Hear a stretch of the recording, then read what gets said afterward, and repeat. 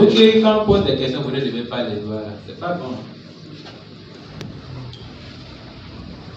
Jésus parlait à qui? Oui. Jésus parlait à la foule. C'est vrai. Est-ce que Jésus peut parler à la foule comme ça? Jésus ne peut pas donner de l'ordre à la foule.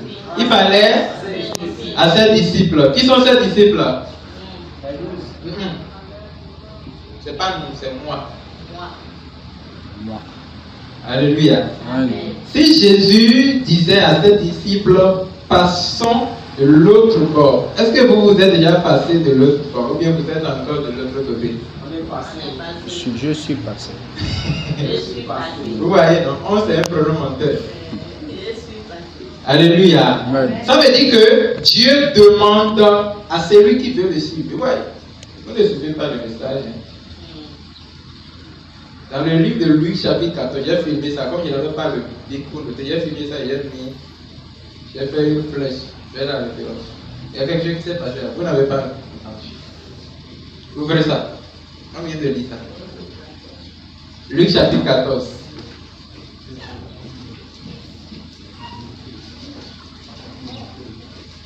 J'ai marqué ça. Luc chapitre 14, voilà, le verset 26. Oui. Si quelqu'un, attendez, le verset 25 d'abord, il dit, de grandes foules faisaient route avec Jésus. Il faisait quoi? Route. Quand on dit dans notre langue, je veux faire route avec quelqu'un, ça veut dire quoi? Nous voulons marcher avec la personne, non? Mais la foule ne voulait pas suivre le Seigneur. La Bible dit, il faisait route avec lui, il se retourna et leur dit, si quelqu'un vient à moi, et s'il ne hait pas son père, sa mère, sa femme, ses enfants, ses frères et ses sœurs, et même sa propre vie, il ne peut être mon disciple. Vous êtes des amis. Vous parlez votre vie. Hein? La foule avait le désir de suivre qui? Le Seigneur, non? Mais Jésus voulait leur montrer la vérité. Si vous voulez me suivre, vous devez haïr votre propre vie. Ça veut dire que... non, vous ne comprenez pas. Vous ne comprenez pas. Vous êtes sûr que vous avez compris? Non. Vous devez haïr votre père. Haïr votre... Mais ça, c'est quelle vie? Qui consiste à haïr son père, haïr sa mère, haïr son frère, haïr ses soeurs, haïr sa femme, haïr ses enfants, se haïr soi-même. Hein? Moi, je vais dire que tu es là maintenant, si ton papa l'a dit, oh! Tu vois, c'est mon papa qui a dit ça. Hein? Vous voyez votre vie? Comme ça, on ne peut pas être un disciple du Seigneur. Non, franchement parlant. Hein? On sera ici maintenant, parents de chacun va venir ici. Moi, mes parents seront, ils ne me pas essayer. Donc pour moi, là, c'est garanti. Mes parents vont dire, oh, l'enfant là, il faut savoir à quelle limite il faut lui parler.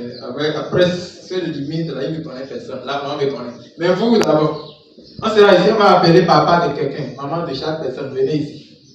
Tante, oncle, frère, soeur, mari, femme, enfant. Et papa va dire, hé, telle personne ne vient plus là. Vous serez où à ce niveau-là? C'est mon papa qui a parlé. Oh, papa. Écoutez, si vous n'arrivez pas à crucifier ça là aussi à la croix, vous ne pouvez pas être disciple du Seigneur. Hein? Non seulement, je vous ai déjà dit après la croix, vous devez comprendre cette chose. Non seulement vous vous crucifiez, mais vous crucifiez les désirs familiaux aussi. Non, c'est parce que ma famille. Ta famille est quoi devant Jésus? Ton papa est quoi devant Jésus? Ta maman là, elle est quoi devant Jésus? Parce que Jésus a dit d'obéir à quelque chose, mais comme lui c'est ta soeur ou bien c'est ta maman, quand il te parle, tu te soumets humblement. On dirait c'est le commandant de l'armée qui te commande. Tellement tu as peur de lui que tu ne peux pas lui dire non, c'est Jésus. La personne l'a dit. Il a dit lui. C'est qui lui? Il a dit, Jésus va me parler et lui il va m'empêcher d'obéir. Il n'est pas encore né. Même Satan lui connaît ce qu'on dit. Amen.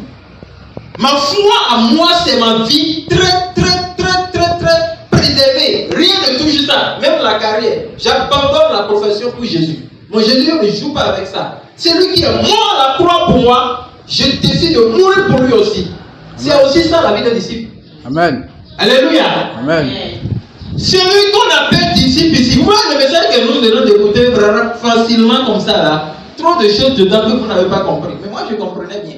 Parce que celui qu'on appelle disciple, c'est cette personne que le maître recommande. Le maître dit, hé, passons vers l'autre bord. Ils l'ont suivi.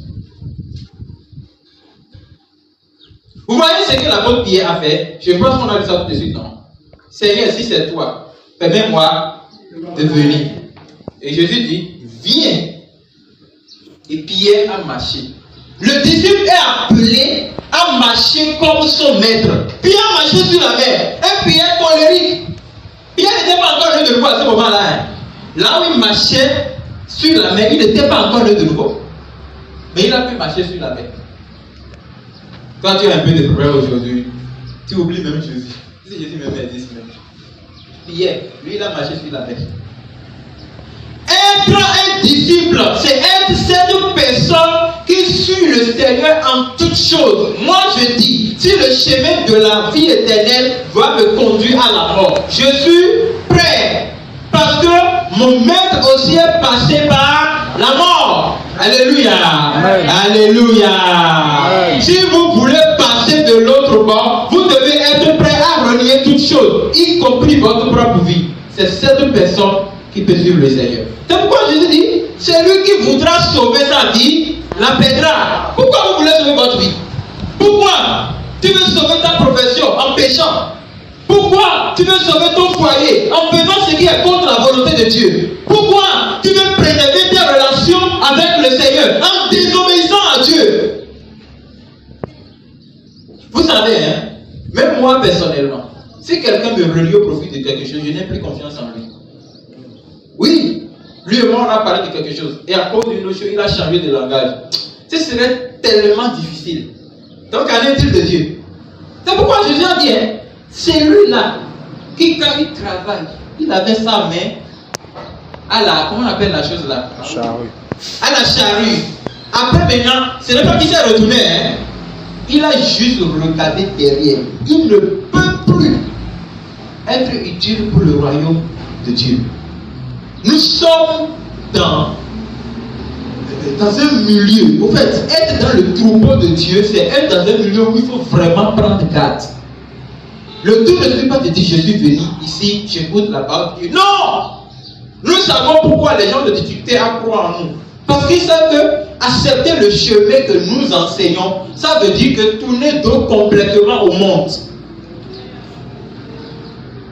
Oui! Si la personne sait que non, ah, tel frère là, il est vraiment précieux pour moi. Non, mais c'est mon enfant, c'est ma tante, c'est mon oncle, c'est mon père. Mais ah, si c'est qu'il ne veut pas avoir de problème avec moi, il est appelé à respecter mes ordres. C'est moi qui lui dis ceci. C'est pas lui qui m'impose ça. Il est qui? Non! Personne ne peut me suivre s'il est son père, s'il est sa mère, s'il est ses frères, ses soeurs, son mari, ses enfants, sa femme, et s'il est lui-même. Je voyais quand on lisait la parole, la partie là, vous ne comprenez rien. Moi, je fais comme ça. Est-ce que je dois haïr encore quelque chose? Et je continue de haïr. Donc vous êtes déjà au plafond. Priez pour nous qui sommes derrière, que Dieu puisse nous amener avec vous. Donc là, vous êtes maintenant là, c'est ciel garanti. Moi, je continue de trimballer ma croix.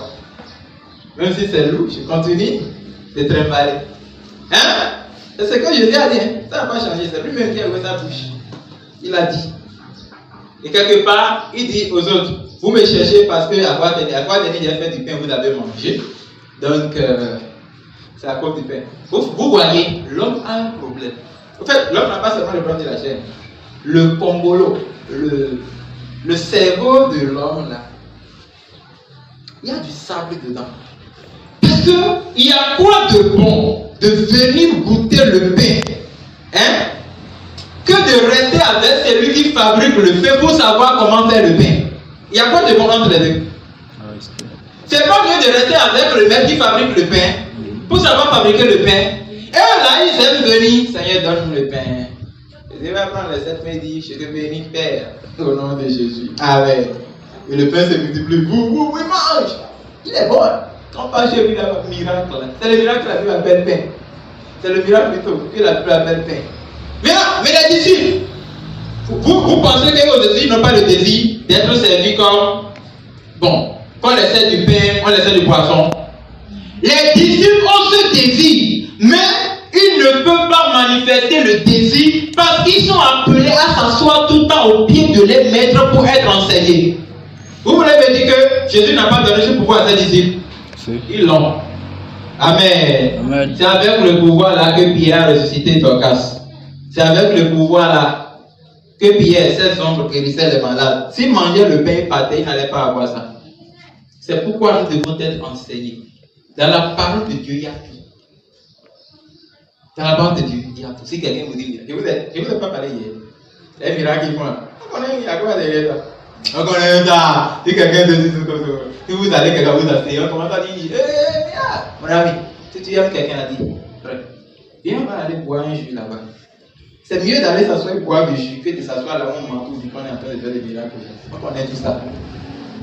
On connaît qu'il n'y a pas Jésus dedans. On appelle juste le nom de Jésus. Le vrai Jésus de la Bible, il fait aussi des miracles. Fort! Mais sa volonté pour celui qu'il aime, c'est que la personne ait le royaume Des cieux. et la justice de Dieu. Alléluia. Amen. Donc, si vous voulez passer à l'autre bord, vous irez seul. Je veux le dire quoi? Vous irez Seul.